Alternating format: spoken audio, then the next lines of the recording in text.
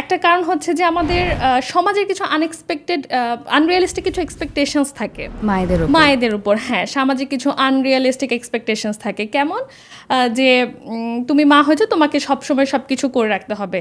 তুমি ওয়ার্কিং মা হয়েছো, তারপরও তোমাকে বাসায় এসে রান্না করতে হবে, বাচ্চা টেক কেয়ার করতে হবে, বাচ্চা পড়াশোনা খেয়াল রাখতে হবে, everything you have to do.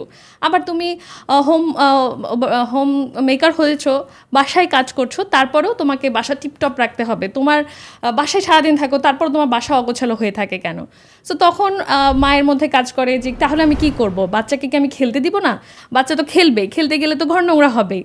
তখন কি করবো? আচ্ছা, তাহলে ঘর যদি আমি পরিষ্কার রাখি, বাচ্চাকে যদি আমি খেলতে না দিই, তাহলে কি আমি স্ক্রিন দিয়ে রাখবো? সো এই যে এরকম কনফিউশনগুলো, এগুলো থেকে মানুষের মধ্যে, মায়েদের মধ্যে নিজেদের সাথে একটা কনফ্লিক্ট তৈরি হয়। হ্যাঁ, ইভেন অনেক মায়ে এখন এমনও দেখা যায় যে একটা রুল সেট করতে গেলেও একটা মানে গিল্টি ফিলিংসে ভুগে। আমাদের মধ্যে যেটা দেখা যায় যে আচ্ছা, আমি কি বাচ্চার সাথে বেশি করা হয়ে যাচ্ছি?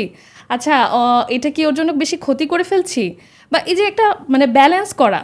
হ্যাঁ, এক জায়গায় তো আপনাকে বাউন্ডারি সেট করতে হবে, আবার কিছু ক্ষেত্রে আপনাকে ফ্লেক্সিবিলিটিও দিতে হবে। কোথায় করবেন এই জিনিসটা যে বুঝতে পারা, এগুলোর জন্য অনেক সময় দেখা যায় যে আমাদের এই মম গিল্টের কাজ মানে ফিলিংসটা হয়।